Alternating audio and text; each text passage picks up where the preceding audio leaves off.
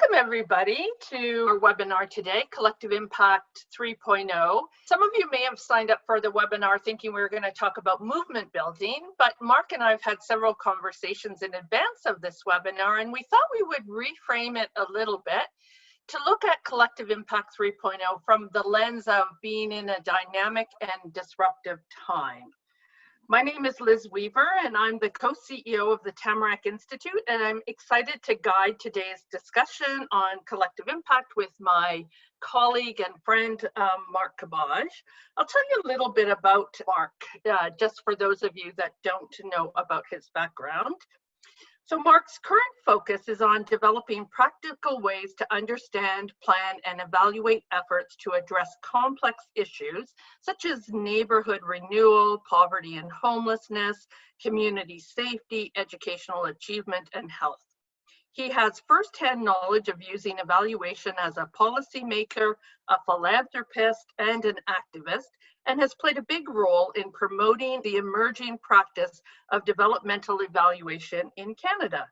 Mark is president of the consulting company From Here to There and is a Tamarack associate. So we're very happy to have Mark join us today. So welcome, Mark. Thanks for having me again, Liz. Nice to be with you.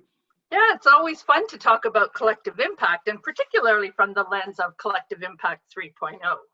So we're going to begin this webinar by kind of talking a little bit about the big ideas that came out of the paper, Collective Impact 3.0, which was published in 2017. It seems like a long time ago now, but actually not all that long. So the paper essentially was written to look at how collective impact was evolving, and also because at the time at Tamarack, we were thinking about, how we could make a contribution to this field of practice and learning. Mark, what were some of the other reasons why we decided to write the paper? Well, it was a long, you're right, it feels like a long time ago, Liz, but here's my memory. And then you might correct me, but we had been doing a version of collective impact even before we heard the word in 2011. You were involved in the Hamilton Roundtable to Reduce Poverty, and we were part of a larger network of Vibrant Communities Canada. And we had now we would call it a collective impact approach to reducing poverty that we called comprehensive approaches. And in some ways, when the article came out in 2001, we thought, well, maybe we were 1.0. And this is 2.0, because now they're framing it and giving it a codification that's really accessible to people.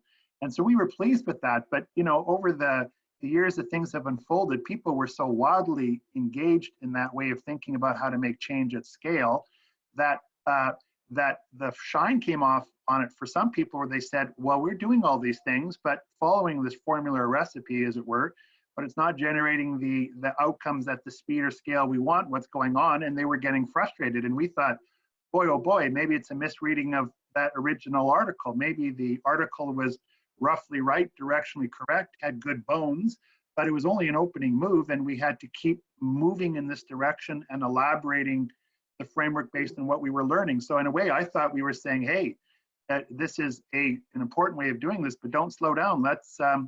Let's keep working this idea, and here's our iteration of it, but we're encouraging others simply to add their iteration as well. We wanted to keep the movement going. Yeah, I think that's absolutely correct, Mark. We really thought, there's some unique things that we were learning at Tamarack in our experience in place-based poverty reduction and in some of the other work we were doing.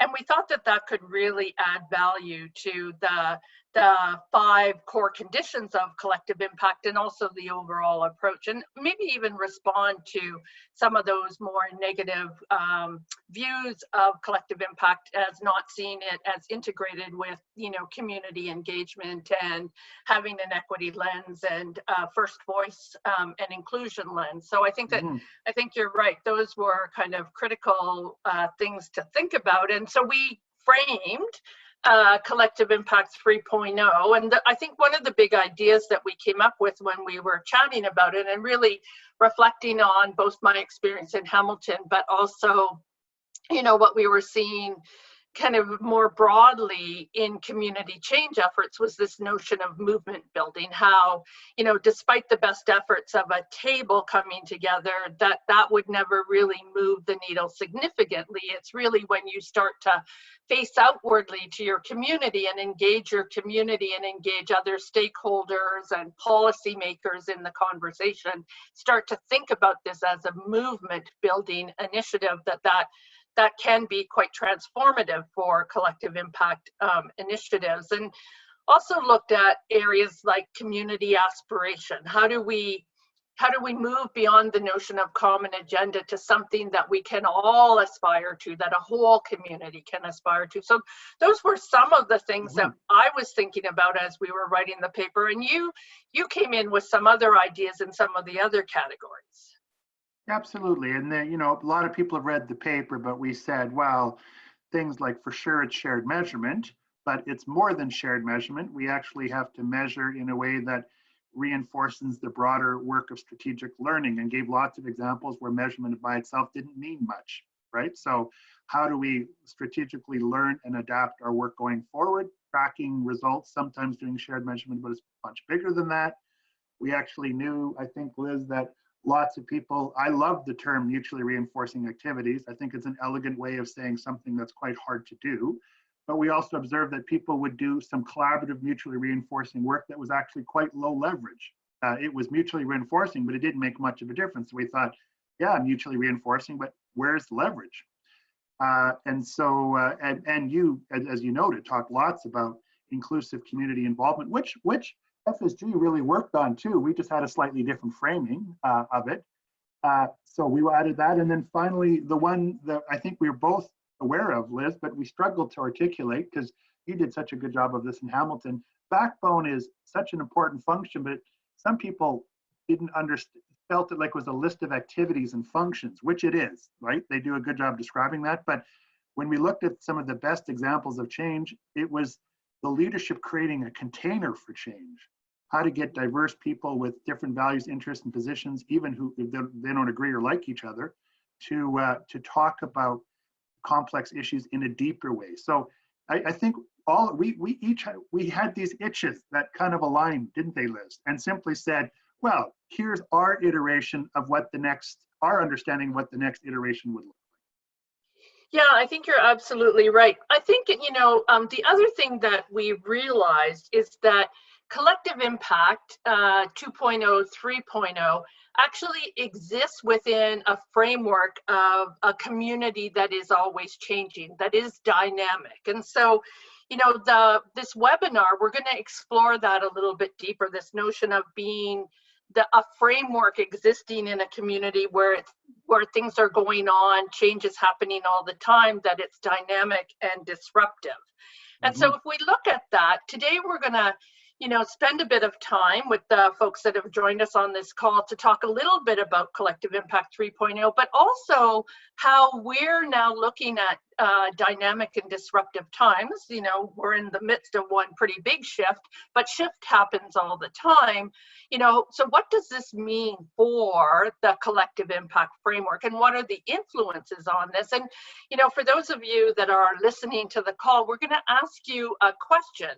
So what are the questions, challenges, and issues that you think we need to explore further to make collective impact continue to be relevant and powerful, particularly in these disruptive and dynamic times? And so that's what we're going to focus on next, Mark, is to go through not only looking at Collective Impact 3.0, but looking at, what we're observing in real time. So if we go to the next slide, you can see that here are some of the big ideas that we've already talked about a little bit, that that people did feel that the original collective impact framework might have been a little bit imperfect. And Tamarack stepped up, and I remember us having a conversation, Mark, early on in the writing of Collective Impact 3.0, and also we wrote it in the paper, that we were a little bit unsure if it was our place to actually enter into the conversation, but we felt like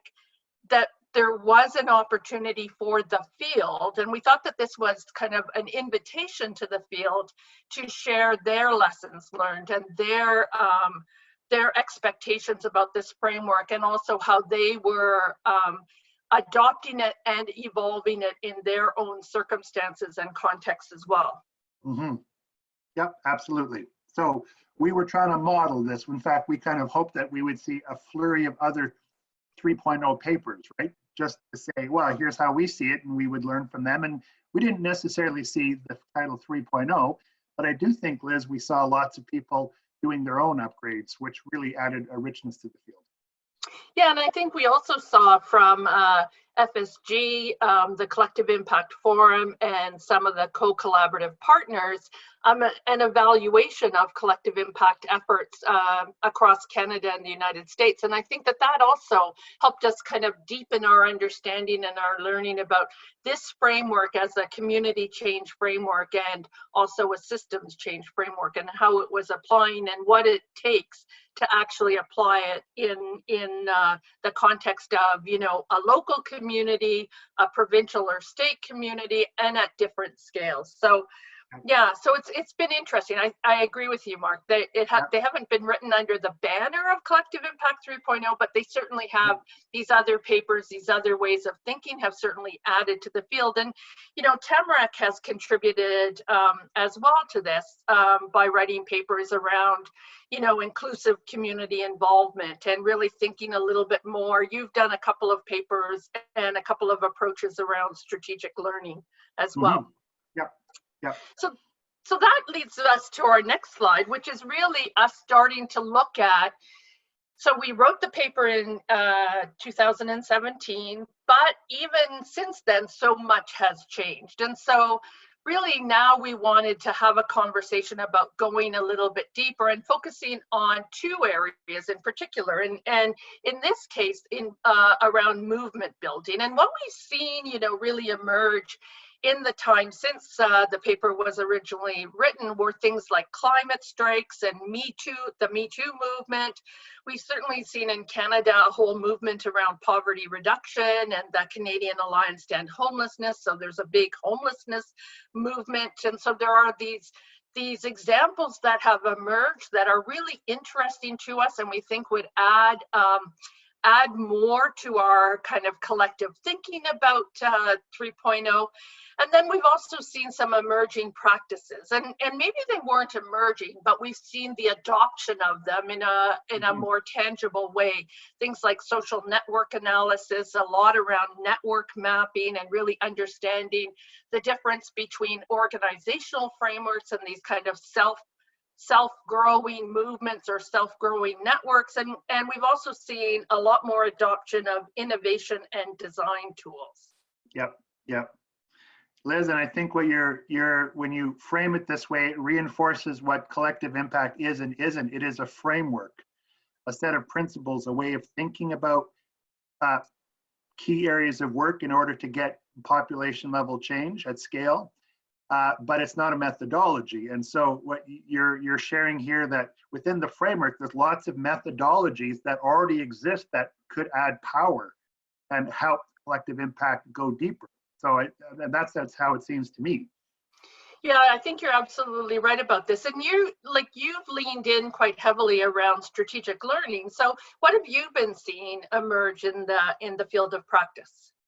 Well, a lot of it's principle, new methodology or new framework for thinking about evaluation. And some of these are led by our good friend, Michael Quinn Patton, but where I've seen stuff that is above and beyond specific techniques, and I like techniques and methods, so you know that, but ways of thinking about evaluation or principle-focused evaluation has just come out. Many innovators tackle complex things not driven by logic models or theories of change, but principles. And there's a theory of change behind that. But how do you evaluate initiatives that are principle-driven? A book has just come out around blue marble evaluation, which is how do we deal with an interconnected planet, which was highly relevant for us now. And we're going to talk about that right away when we talk about disruption. And there's very good work happening in the States that is now spilling over into Canada around equity evaluation. And each of these has got its own story, its own insights about what we can use. And I kind of look at that as a rich field of new ideas that can really strengthen how we approach strategic learning. And related to that is all these terrific methodologies, some of which have been around for a while, and some of which are actually just getting more noticed, like failure reports and new ways of doing mixed methods. I'm working on contribution analysis, and there's so much good stuff on systems change evaluation now that I kind of feel it's not a problem with methodologies and new approaches. It's just making sure that they're coherent and we don't get overwhelmed, that we simply look at them as very rich places from which to learn, but not all these formulas that we have to adopt. But I think strategic learning is just off the charts dynamic right now. Yeah, I agree with you. If we look at the next slide and we kind of think about the notion of this community aspiration, some of the interesting examples that have emerged for us over the period of time is really, looking at the Hamilton Roundtable for Poverty Reduction. There's the Cities Reducing Poverty Initiative. And there's also, conversations that are happening around the cities reducing poverty and, around guides like 10, which really dive deep on things like social inclusion. What are you seeing in the area of high leverage activities? Well, as we noted, we're sharing some of the same practices, Liz. When you and I were jotting this down, we kind of realized that our lists were very similar, so we put them together. There's about high leverage, where are drivers of systems behaviors and how do you find that? That's been around for a long time, right? Donella Meadow started this in the 60s, and Peter Senge elevated systems thinking with the fifth discipline in a popular way, and ever since then there's been an explosion of stuff. So there's an embarrassment of riches again. So we've got client journey mapping, ecosystem mapping, the Three Horizons framework, the Yields multi-level framework for sustainability transitions, human-centered design, multi-solving approach. So much out there around high leverage activities. And I happen to be particularly interested, given the fact that I had a privilege of being with the Energy Futures Lab in Alberta and a couple other projects, and I live in Alberta, thinking about how does one manage an energy transition in a way that's not just abstract, but really affects both climate and people's lives, etc. So I find there's lots of high stakes, high insight, high pressure insights from energy transition stuff. So again, collective impact isn't typically deployed in the environmental field, although I have seen it, but it's certainly a place to look to in terms of learnings that we could all use. Yeah, and I think you're absolutely right about that. The one that we've been intrigued with specifically at Tamarack is the multi-solving approach, right? Mm-hmm. Where you intervene in one issue, let's say poverty reduction, and yet there are splash and ripple effects or multi-solving effects that will happen, that will have, right? So, by intervening in let's say an income approach to resolving the issue of poverty, there are related issues around transportation, employment access, there might be housing, there might be educational outcomes. And so it's interesting to think about collective impact from the perspective of not only trying to move the needle, on net less poverty, but you're also then moving other needles in different kinds of ways, and multi-solving, which does come from the environmental sector, kind of surfaces some of that thinking as well. Exactly. Yeah. So if we look at the other areas that we have some of the other conditions of collective impact, this notion of inclusive community involvement and containers for change, some of the interesting examples that we looked at here were the cities reducing poverty work, and again, energy transitions, racism, and the truth and reconciliation process in Canada. So what are some of the emerging practices that have come forward that you've seen, Mark? Well, we should also note, Liz, that this container stuff, this is a phrase that's catching up to reality. There's good facilitators and multi-stakeholder processes that have been going on since the 60s, and they were, most of the world didn't think about their work. Their work has only been recently mainstream, but groups like Art of Hosting try and create conditions for people to do good containers of change. I think even that phrase might come from them. I apologize if we didn't reference it correctly. So we're clearly catching up the mainstream on this, But so there's lots to be said there. I happen to really still love Adam Kahane's work collaborating with the enemy, working with people you don't agree with, like, or trust, because I think a lot of our processes are like that. People have different values, interests, and positions. And we have a pretty traditional way of thinking about collaboration, that people have to agree on everything to move forward. And Kahane says that's not true. If that's true, then there's not a lot to collaborate on. Most of our most wicked issues have this divergence of interests and even animosity sometimes between people. So I think that's endlessly enriching, that book. And I know that he's now writing a book on facilitating for stretch collaboration, working with people you don't agree with, like, or trust. So there's lots out there, Liz, for sure, but I'm drawn like a moth to a light bulb or a flame, this stretch collaboration stuff, because I think it's so relevant to our times. Yeah, I think you're right about that. I know that David Crislip, who is one of the early influencers of Tamarack and some of the approaches that we took with vibrant communities, is also coming out with a new framework around community engagement and community building and civic engagement. And so again, I think the field of practice is always evolving forward, right? And It so is. that's those are some of the places that we've also looked at Tamarack. Co-design is something that we're leaning into and really thinking about, deliberative engagement processes, particularly from the lens of inclusive community involvement.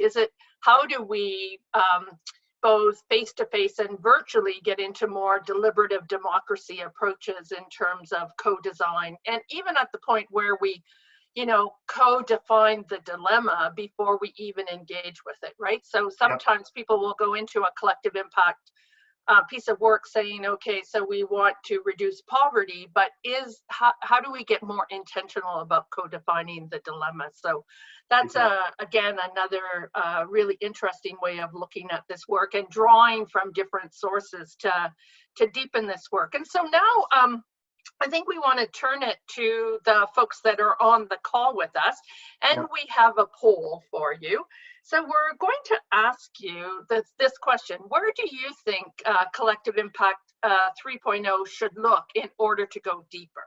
So we've gone through each of the 6 areas: movement building, community aspiration, strategic learning. Which of these kind of resonate with you and think, whoa, if they were going to do a little bit more work in this area, we think there's something here that we might advise them to consider. So go ahead and vote. And Liz, just as people are voting, we should also, given some of the chatter in the box, we are going to talk about collective impact during disruption and post-disruption.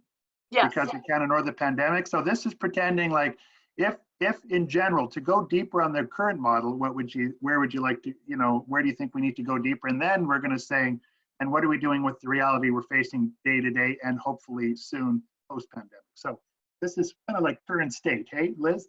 Yeah, absolutely, it's current state. So how are we doing, Duncan? Are we coming to the end of our poll? Yep, it looks like about 40% of people have voted. I'd probably give it another 20 seconds or so, and then I'll close it. Okay, perfect. And so this is going to be really helpful to Mark and I as we think about what's next for this work and the role that Tamarack might play in continuing to contribute to the field and evolve the field, and also who else we might reach out to continue to build our thinking. And so all of you that are listening to the call some of you might want to raise your hand and say, hey, I'm doing work in this area. I'd love to contribute to your thinking. And here's what we're doing, and we'd love to hear from you as well. Yeah. Okay, are we ready to close the poll? Yeah, okay. I just closed it, and here are the results on the screen. Terrific, Liz. Number 1. Yeah, inclusive community involvement is number 1 by far. And then strategic learning, number 2, and the containers for change and movement building kind of are the close parallel 3s. Yeah, that's interesting. Liz, you'll remember that when we got feedback on the 3.0 article, remember I was kind of in a superficial way, thinking the most of the critique or the questions came about this containers for change, like what the heck is it? It doesn't make sense to me. And I Yeah. said, oh my gosh, that's the one that preoccupies me the most. So at least it's edged up a little bit. Yeah, it's really interesting. I think it is this kind of notion about clarity around structure and governance around this collective impact work. And I see that in the container for change, but I think there's much more in there as well in terms of the leaders that we draw in and all that kind of stuff. So there certainly is more work to be done. So let's go on to the next slide, which is a little bit of our pivot now, Mark. And so do you want to lead us into this one and maybe set this up? Yeah, I mean, this is, people can disagree with this framing and we might disagree with ourselves eventually, but really when collective impact was meant to be done in a time of, stability or equilibrium. And the issue is how do we within current systems organize them or change them in a way that generates better outcomes. And, that's a lot of work, and it's certainly a lot of work for people who know working in systems that are relatively stable, which is good, but they're also tougher to change. They're somewhat inert. And when disruption happens, like this pandemic, it actually destabilizes things. And there's to the point where the current pattern and the current practices may not even work. And it creates tremendous opportunities for change, both good and bad, which we're going to talk about in the following slides. But we kind of raised a question, Liz. I mean, I just thought, does collective impact go on hold during the pandemic?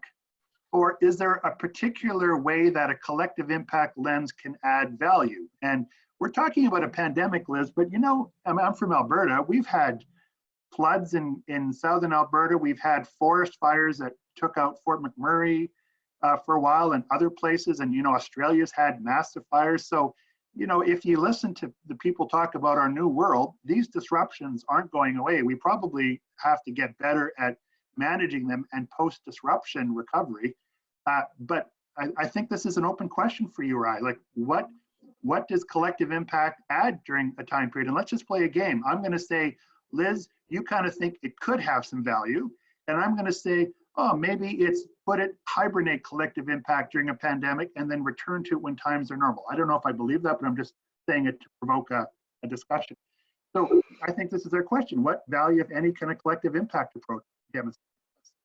Yeah, so I've been thinking about this a lot in terms of the conversations that we've had prior to this call. And, if you look at this current situation and from the perspective of poverty reduction, what it has really highlighted is this inequity that we have in society, right? Where, the pandemic will impact people on the margins more deeply and more seriously. And so it could have an impact in terms of raising up this notion of inequity and also really understanding that people on the margins will have this deeper impact. And it could also raise up innovative ideas like a universal basic income and, providing supports to charities and nonprofits that are providing services on the front line. But how do we then maintain those, right? So there are solutions, innovative solutions that are emerging, but it's the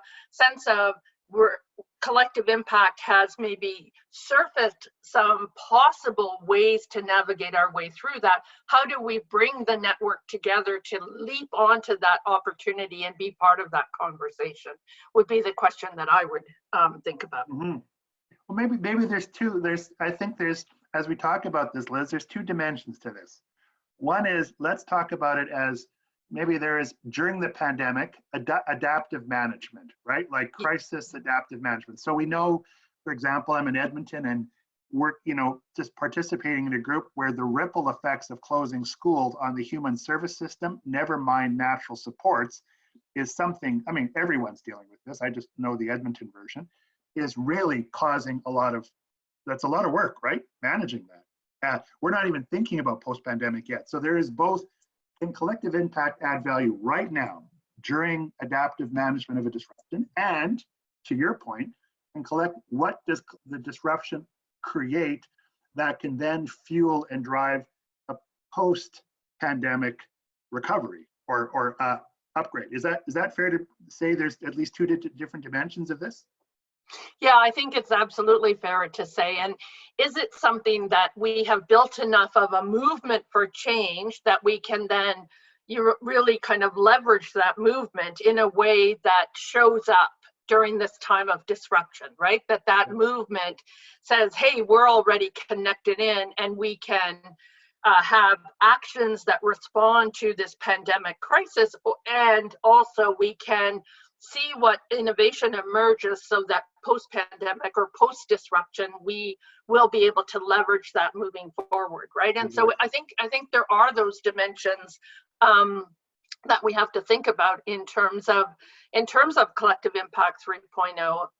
And also I think, lots of these initiatives, if we think about the broad spectrum of collective impact initiatives, lots of them are at the level of community, really engaging folks that sometimes are more on the margins. And so they have a direct lens into what's happening in their communities, but also who are the other players in the communities. And they can almost be these places of shifting and supports, right? That can be some kind of direct action that can happen at the community level. Yeah. We have a question, so we'll go to the next slide, which is really, as we're talking, Mark, maybe we can invite our listeners to join in on this conversation.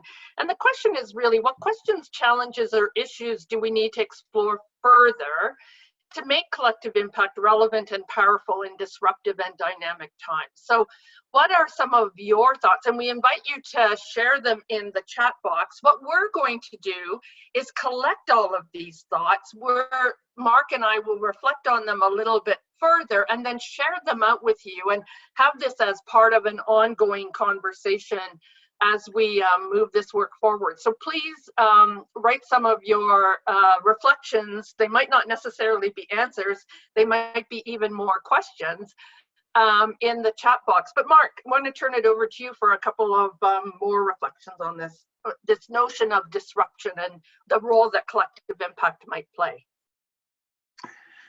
Well, yeah, I'm actually, it's a very good comment from Corinne Lambert on the line here. Sorry, Corinne, I may have pronounced that wrong, but Lambert. And she asks, let me just see here, the distinction between collective impact as an established group or a pop-up collective action. And I think that's an important distinction. And, Liz, I've said this before, collective impact if necessary, but not necessarily collective impact. We're not ideological about use collective impact all the time. In certain conditions, it's good. And what collective impact is, how it's different from other collective actions, is that it tries to move a needle at scale in a very orchestrated way, right, over the long term. But I think that's different from the very human capability to respond spontaneously in a self-organized way like we're seeing during the pandemic. So I'd like to argue that that's collective, but that's not sort of collective impact framework, but it's not remotely diminished because of that. It's just good collective action. So I feel that the spontaneous collective actions we're seeing right now are not really collective impact big C. They're just collective action small c. How do you feel about that? Yeah, that's very interesting. I think I agree with you on that, but I do think there's an opportunity for communities to leverage that, right? So, for example, if I look at what's happened in my community, Hamilton, there's this huge caremongering group, right, that has emerged on Facebook, and someone puts up a "I so need" something, and within a minute or two, or maybe 5, at least 10 people have responded with areas of helping, right? And so it's interesting because if you think about the Hamilton Roundtable for Poverty Reduction, a lot of folks may not necessarily identify with their work, but we have now this movement in our community of people that are collectively acting.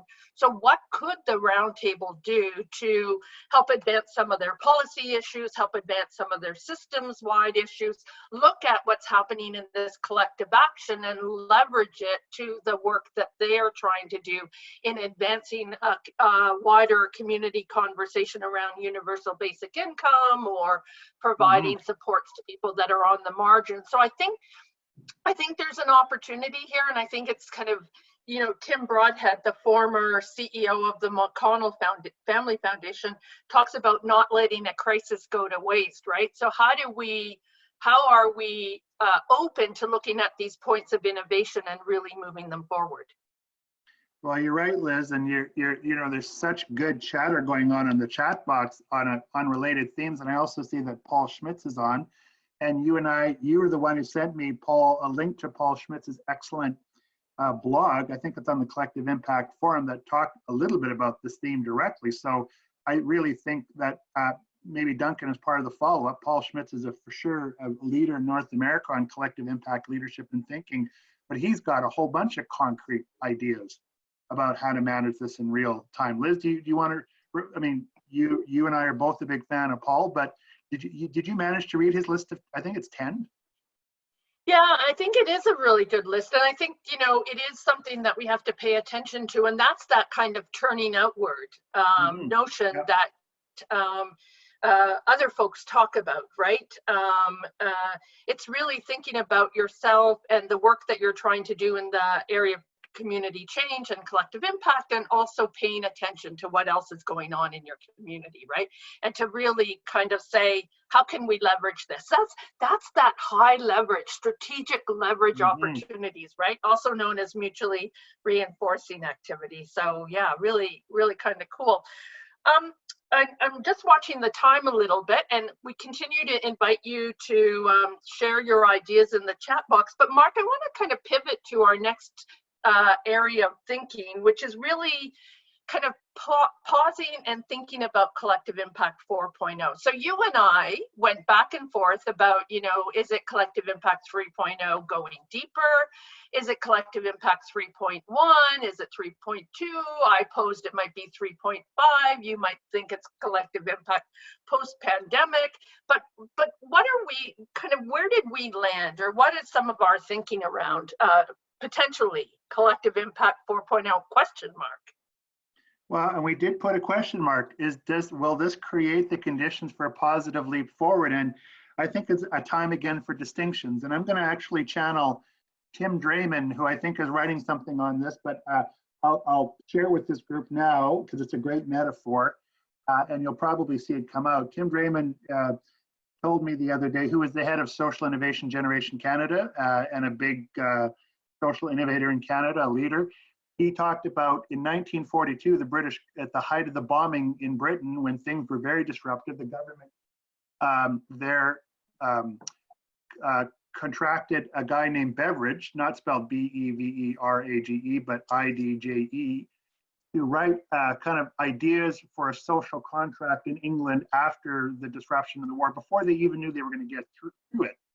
And it was the ideas in the Beveridge report, which included like national health care and post-secondary reform and all these things, that actually laid the groundwork for post-war England. And it sure went through some heavy problems, post-war England, for lots of reasons. But that report was considered tectonic. And Milton Friedman says, in a time of crisis, the ideas that are lying around are the ones that are going to influence what happens, right?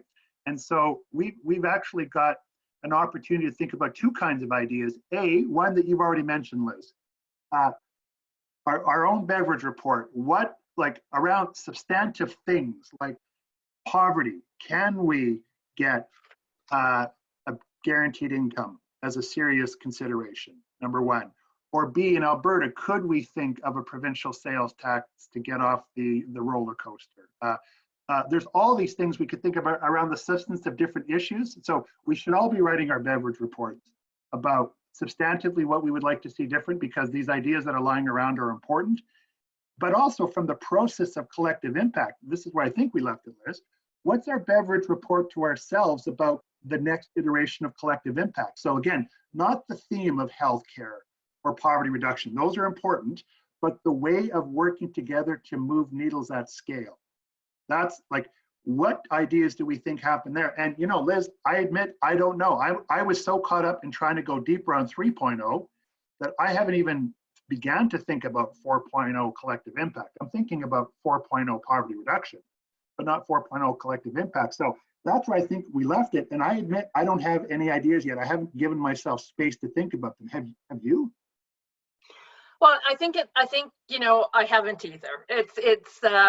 What did you say? It's coping. It's catching Coping up and getting ready, right? for a pivot. We're Yeah. in the we're maybe still in the coping and catching up phase. We're not necessarily yet post-pandemic and getting ready. But maybe this is where we could also turn it over to the folks that are on the call that have been in this conversation with us, and maybe ask them this question, and again invite them to answer in the chat box. What do you think could be some of the features of a possible 4.0 post-pandemic collective impact approach? And we'd love to hear what you're thinking about in terms of this. And so, I do think there is this notion of, I just saw someone post something about how do we sustain collective impact even during a pandemic, right? So that kind of coping piece. How do we catch up with what's happening in our community? When you talk about that collective action, how do we catch up with that? And then how do we get ourselves ready for post-pandemic, right? So that might be a way of that framework might be a way of considering, leaning into this notion of collective impact 4.0, potentially. Well, Liz, already just on the Zoom, you've invited people to jump in. Maybe there's a theme about collective impact tables as platforms for recovery, including things like trauma and immediate things like, the number of businesses who won't reopen and what are we going to do around that. So maybe there's even timelines. There's immediate recovery work for collective impact, and then there's longer term new society kind of work. So I think that's a nice distinction that just emerged in the chat box already. I hadn't thought of that. Yeah, it is really interesting. I see all the chats, all the posts coming in, and it's people are on fire. So it's going to give us lots of food for thought as we move forward from this this conversation that we're hosting today. Keep on putting stuff into the chat box. I just want to let you know on our final slide of this presentation, and then we'll open it up to some questions if you have some questions. But we have some potential next steps that we've thought about. We're committed to sharing all the resources from this call, including your feedback, and some of the approaches that we've seen. We'll try to source some of them for you so that you can look them up as well. We're going to, Mark and I are going to have further conversations about determining a path forward, and so really thinking about whether it requires a full upgraded paper or if we perhaps lean into some of the other resources and go a bit deeper. We've thought about inviting others to contribute because while, Mark and I had some really interesting conversations about collective impact, we know there are lots and lots of you out in the field that are doing this work. And so we thought, reaching out to our colleagues and friends at the Collective Impact Forum, at Collaboration for Impact in Australia, to some other practitioners that we know. And if you're interested in continuing to be part of this conversation, we certainly would be happy to hear that. And we really want to open source this thinking going forward and keeping you in the conversation. So hopefully you still want to be in the conversation with us, but we'll make a commitment to doing regular circles back to you with how it's evolving and where this thinking is going. Anything you want to add here, Mark? No, I think you're right, Liz. I think the more ideas we have that are, at least the better. And what's happening today is I think we're surfacing important categories of conversations, right? Pandemic, collective impact. Here's what I'm thinking: a pandemic as adaptive management during a crisis, collective impact as a platform for immediate recovery, trauma, etc. And then collective impact 4.0 for the new equilibrium, if we even get it. Tom raised a very good point. We could be doing more, and we have some slides on this in another presentation, Liz. We might actually be heading for a time of disequilibrium for a while because the pandemic has uncovered other frailties in our world. I'm in Alberta. It's really heavier here than anywhere else, I think, because of our 5-year struggle with an oil and gas industry. So it may not be that we recover to a new normal. It might be disequilibrium for a while. So we have to think about that as well. So I really like the different storylines emerging from this. We're a lot smarter 60 minutes into this call than we were when we started. Yeah, I think we are as well. So now, Mark, maybe we can pivot slightly and invite Duncan back into the conversation and maybe share a few questions that have been surfaced as well, or even some reflections, Duncan. Yeah, thank you both for your wisdom there. The first question is from an anonymous attendee, and they ask, do you see any tension or conflict between collective impact practitioners and approaches and social innovation practitioners and their approaches? Are they compatible with each other? I have some thoughts on it, but why don't you start, Liz, unless you want me to?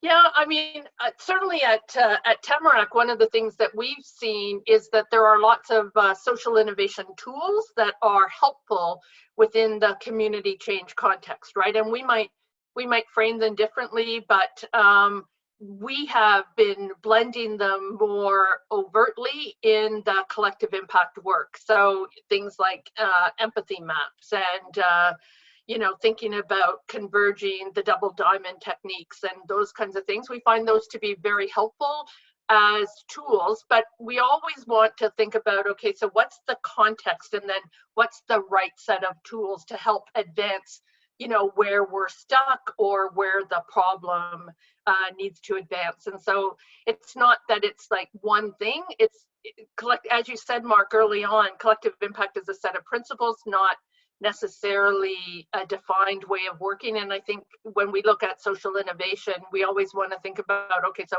here's a set of tools, but how do we adapt them to the context in which we're working? What about you? What's your thinking about this? Yeah, I think you're right, Liz. So social innovation can play a role in it. And I do think there's a deeper undercurrent here that maybe this is what the person was getting at, the person who raised the question, the participant. We wrote deliberately, we used the quote, Liz, remember, deliberately about why to move from a management paradigm to a movement paradigm. And I forgot the person who quoted it, but it's in our paper. Managers would often live with a problem they can't solve with the solution they don't control. And we're all managers in a way. We all like stability. And so there is a tension in the sense that a management paradigm collective impact kind of likes incremental innovation, but it struggles with more reform or transformative innovation. And innovators actually, most of them, not all, like disruption because it creates the conditions for innovations to thrive. With inertia, innovations just have a hard time getting out of the gate. So I think there's a general tension. So I don't think anyone wants this level of disruption that we're experiencing right now, but using innovation at the right time, Liz, as you note, and also noting that if we're in a movement paradigm, there's probably more synergies between collective impact and social innovation. If we kind of default to a management paradigm, there might be moments, Liz, where there is tension between innovation and, again, the sweet spot might be incremental innovation if we're in management oriented, but I think some of the vexing problems we have to deal with require more than incremental innovation. Yeah, thank you both. Yeah, I think that relates to a question or a thought that Michelle brought up just about the difference between like collective impact and collaboration in general. I was wondering if either of you could comment on the specific use case or context that collective impact exists within as opposed to more general collaboration.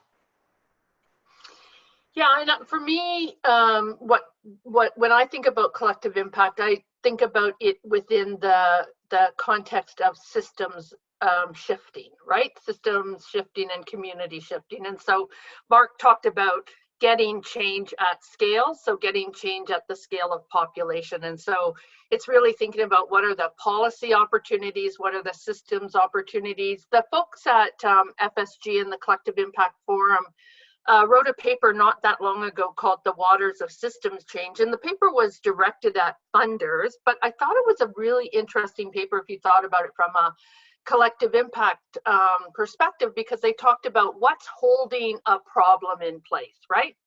And so they identified 6 things going from explicit to implicit, and they were 6 kind of containers that hold these complex problems in place. And I think it's helpful to kind of look at how can we shift resource flows, or how can we shift policies or practices in a way that unleashes and moves population change at scale. And so, you know, that's how I look at collective impact, and that's where I think it is a bit of a game changer. It's really looking at that kind of population level movement, not, you know, poor people that are better off, but net less poor people in Canada. That's really what we're working at collectively at Tamarack. Anything you want to add there, Mark? Yeah, no, I agree. I think that's, of all the features, that's the distinguished one. There's a million multi-stakeholder processes, networks, collaborations, coalitions in the world. And as you and I noted, we're rabid pluralists, Liz, whatever it takes collectively to get things done. The specific niche of collective impact is trying to do it at scale. And it's not the only way to do it. We're agreeing with that, but someone's trying to make it more coherent about what does it take to collaborate at scale. I mean, at that level to move a population level needle.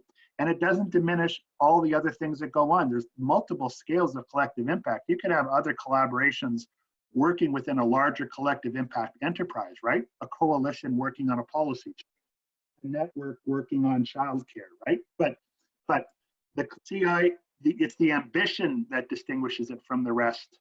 And it doesn't mean there's not other ways of doing it, but that's what I think is unique about CI. Wonderful. One of the last questions we'll get to, with the ability for collective impact to respond quickly in times of crisis or in dynamic times. And I also wanted to call out a comment from Michelle that touches on this, where we're seeing examples of collective impact ripples supporting the COVID response because collective impact practices themselves build a network and relationships that can be used within dynamic times. So I wondered if either of you could comment on the ability to react quickly or in an agile manner. Well, maybe I'll start, Liz. I'll just do something minimum because you've seen more collective impact lately than I have. I do think in principle that is a good point, that if we have, the more socially capitalized we are as a community, whether it's through collective impact or something else, the better we are able to respond. And I think emergency preparedness, people know this like forever. It's common sense as well. So if collective impact can help strengthen the civic infrastructure of a community, as an addition, it's not the only way to do it, but that level of organizing strengthens ties and may offer extra infrastructure that would be useful in a pandemic. And I haven't thought about it that way. I admitted that earlier in the call, but Liz, I think of that. Think of collective impact as another level of social civic infrastructure that could be, that strengthens emergency responses. Yeah, I think you're absolutely right about that. But I think it's a bit of an unleashed potential. So, you know, what I was thinking about as you were speaking and as the question was framed was, are the communities that where there are really strong and active collective impact initiatives, how have they responded to pandemic in their community, and what role are they playing? That would make a really interesting kind of question to ask people and to observe in real time. So how is your community different in your response to this current crisis, because there was one or sometimes multiple collective impact initiatives in place? Wonderful. Thank you both. Just looking at the time, it's probably just about time we wrap up. I just wanted to thank both of you for sharing with us and for engaging with the learners. It's been a really engaged group with us today, so I appreciate your willingness to kind of bounce around and answer questions. So thank you both. Very welcome. Yeah, I'll just bring us through some quick closing announcements. I wanted to let everyone know that throughout the month of April and actually into May, the Tamarack Institute is committing to bringing you free weekly community building webinars like this one to help equip you for community change as we all adjust to a new normal. So you can join us for discussions on things like working remotely, community engagement, collective impact, and asset-based community development. And if you can't join the live event, you can still register and receive a full recording of the call. So thank you again for everyone for joining us today. In a day or two, you'll receive an email with a full recording of today's call, as well as a collection of links and resources that were discussed and alluded to throughout the conversation. And if you want to learn more about upcoming learning opportunities, I invite you to join us at tamarackcommunity.ca. Thanks again, everyone, for joining us, and I hope you have a wonderful day.